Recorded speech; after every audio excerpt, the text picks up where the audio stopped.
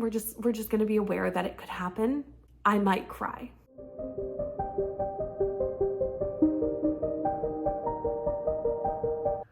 Hi friends, my name is Brittany from Brittany Loves Reading, and I have a little story for you starting out this vlog. This is the third episode of the title chain. If you don't know what that is, the title chain is where I use the last word from the last book I read to pick my next book. So if the last book I read ended in the word people, the next book I read has to start with the word people, and so on and so forth. And this is the third episode of that. However, I've already read all these books. I did them as sightseeing books during the Amazing Readathon and filmed this whole vlog during August, and somehow did not ever film a clip starting the vlog. I read all the books, I vlogged them all, I did the entire title chain episode without ever coming here and telling you that's what I was doing. As you can see, I'm reorganizing my shelves, so just ignore the mess behind me.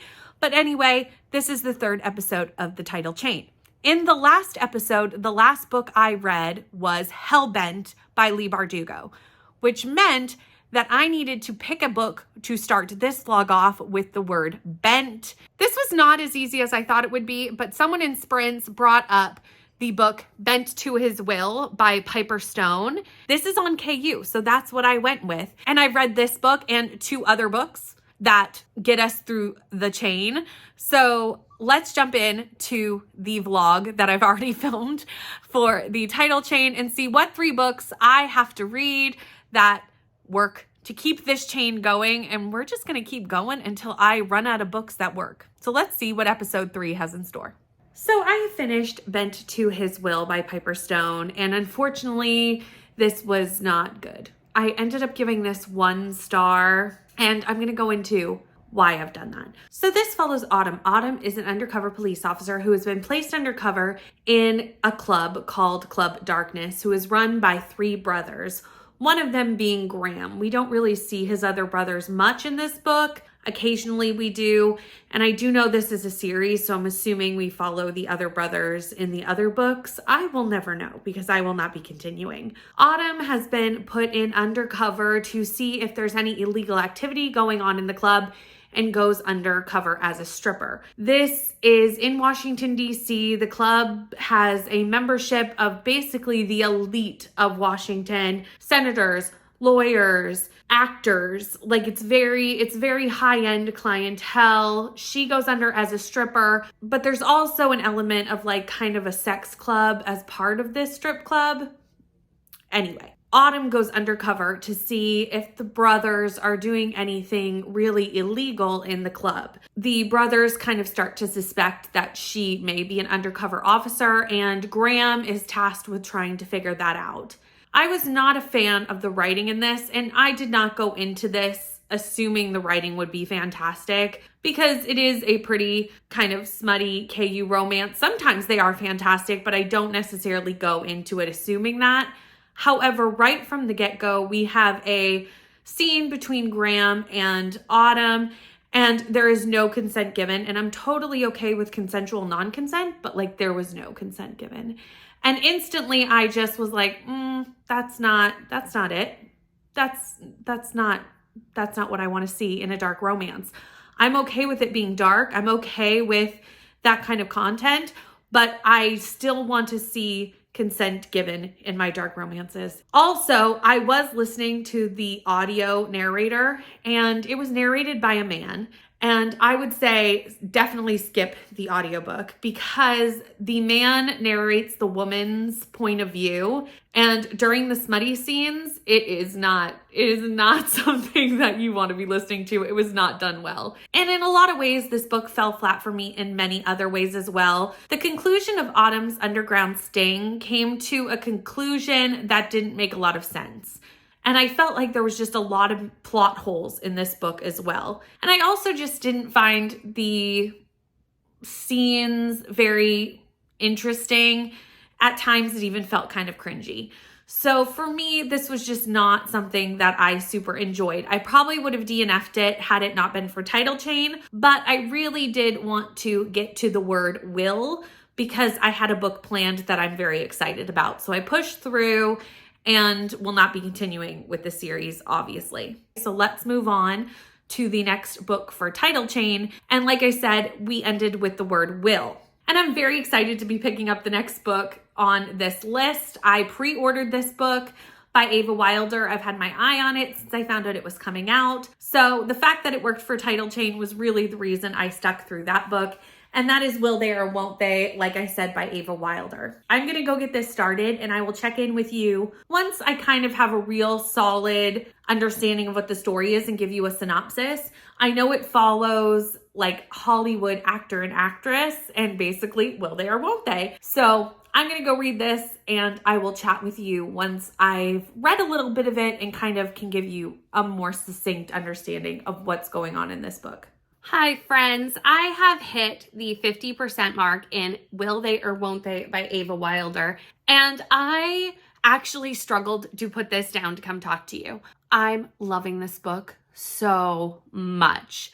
I'm having a fantastic time with this book. This contemporary romance, I'm loving the couples, I'm loving the situations, the sexual tension is top tier. This is a really great time so far for me and is looking at this point like a 5-star read. We'll see if it continues in that vein, but right now I absolutely adore it. So this follows Shane and Lila. Shane and Lila got their big break on the same television show about 9 years ago. During the first season of the TV show, they end up dating, and at the end of the first season, they break up. There is obviously tension around that, but over the years, as they continue to work together, that tension just keeps getting higher and higher, and really, they dislike each other strongly because there's a lot of hurt feelings from dating each other. Lila leaves the show. Lila gets some other acting opportunities, feels like this is a toxic environment, and leaves the show. Now we are starting the book basically off at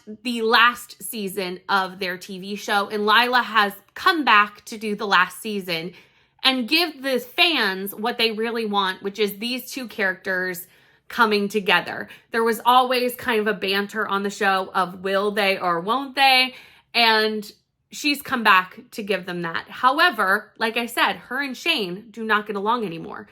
So they end up having to go to couples counseling so that they can work together and work through some of their past issues. One of the things they have to do before the show actually starts is a photo shoot for a magazine for publicity, and it ends up being a normal cover shoot on the front, but a lingerie shoot for inside the magazine. And I'm going to tell you, nothing actually happens for smut in that part of the book because obviously it's a photo shoot, but I loved the sexual tension in that scene. It was intense and it was so good. It was so good. But I also loved how the book kind of handled it because they still had an intimacy coordinator as part of this photo shoot. Because they've known each other, they keep trying to like tell her everything's fine. But it was interesting to see how an intimacy coordinator would work in that type of situation. It was steamy and nothing was even happening. Like the sexual tension was so high for this photo shoot that once they get together, I think the smut is going to be top tier. Like I said, I'm loving this book. I'm loving the characters. I love both Shane and Lila, and I'm really rooting for them. I really am. And since I'm having a fabulous time with this, I'm going to stop talking to you and go read more of this book because I need to finish this. So I have finished Will They or Won't They, and I want to give it all the stars. I gave it 5 stars, but I would give it all the stars. If there were more stars to give, I would give it to this book. I had such a fantastic time with this book. The couple, Shane and Lila, I would root for them for days. It really did give you the feel of being behind the scenes on your favorite sitcom, where you have been waiting for the characters to fall in love and where you've seen them out and about and you just want them in real life to fall in love. And it gave you all of those feels in this book. It was so fantastic. And I just loved Lila and Shane. Lila also has anxiety and general anxiety disorder, and that is handled especially in the second half of this book. We see Lila actually get very overwhelmed with something going on behind the scenes of the show and ends up having a panic attack in front of Shane.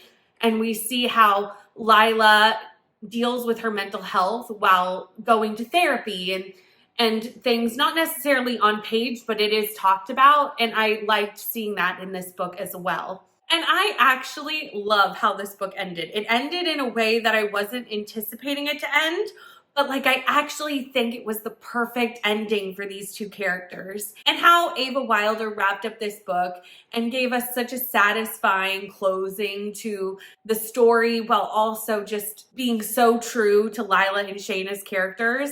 It was perfection. This book, in my opinion, is utter perfection. Now, obviously, this is a title chain project, and we still have one more book to go for this vlog. And if you look, we ended on the word they. Now, I have decided to read They Both Die in the End, and I do not have a physical copy of this yet. I have it on hold at my library. It's ready to be picked up, so I'm going to be heading there this evening to pick this up so that I can read it. So I'm going to take you along with me. We're going to go to the library. We're going to see what's going on there, and we're going to pick up They Both Die in the End.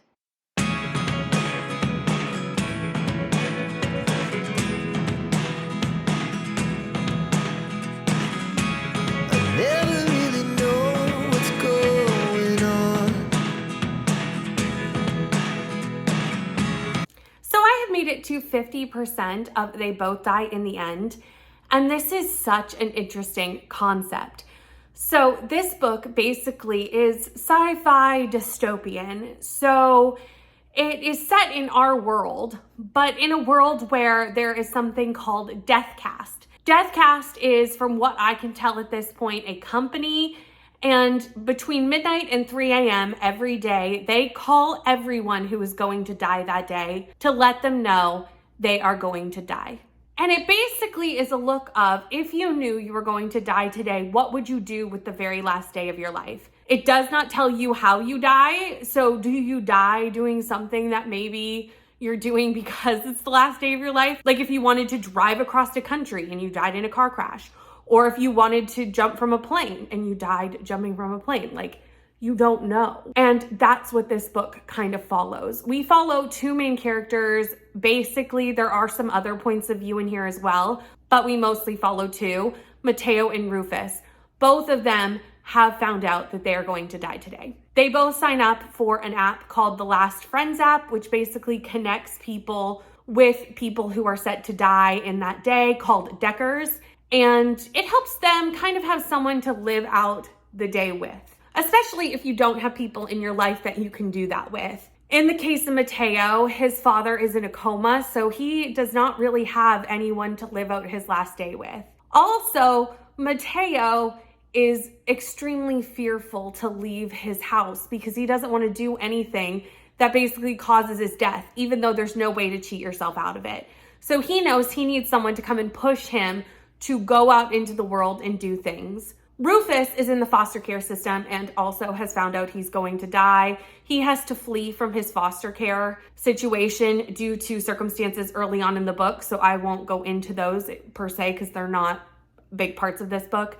But because of that, he can't be with his foster family during his last day. So he is also alone and signs up for the app. They meet on the app and they start living their last day together.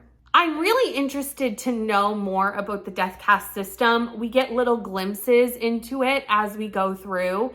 Is it better to know if you're going to die? Is it not? There's so many things looked at so far in this book, and I can't wait to see how it actually kind of comes out at the end, other than obviously they both die in the end. It's right there in the title. But I want to know more about the Deathcast system and what's going on. I want to know more about Rufus and Mateo, their lives, and how they're going to spend their last day. I have had so many feels already reading the first 50% of this book. I think I'm not going to handle the second half very well. I expect that I may cry. I'm going to go keep reading because I want to know more about this book and also see if I'm going to have a good book cry. Am I the only one who loves a good book cry? Because I really do.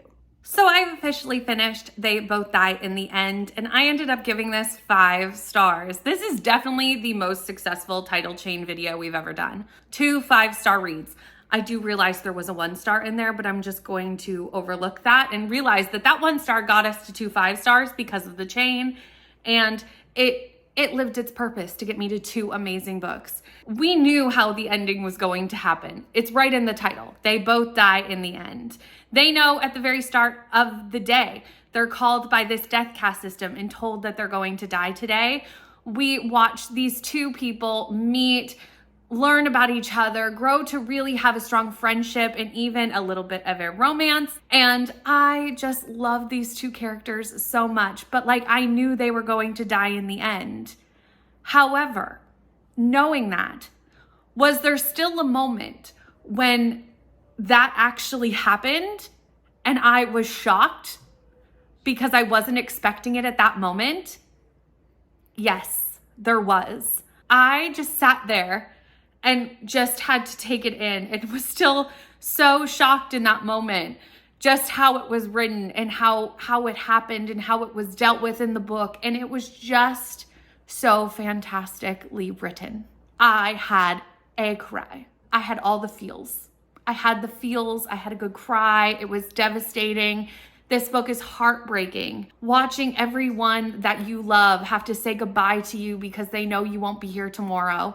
It was so devastating and heartbreaking, and it's a hard to read book, but it's beautifully written. The idea of this death caste system that can like tell you the day that you're going to die and make sure that you live it the way that you want to is both a blessing and a curse, because maybe that's something that we as humans should not know is happening. It's really interesting. It's heartbreaking.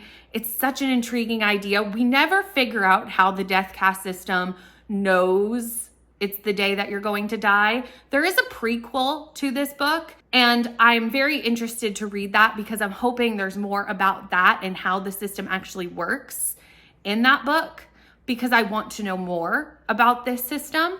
Overall, this book is beautiful. It's lovely. Highly recommend, but be ready to feel all the feels and have a good book cry. Be ready for that. That being said, we are at the end of this title chain vlog, and in the next vlog, I will have to find a book that starts with the word end. I feel like that should be easy. If you have any suggestions of books that start with the word end, please put them down below because I would love to know what you want me to read in the next vlog. Thank you so much for watching. Please like, comment, and subscribe, and I'll see you in the next one. Bye.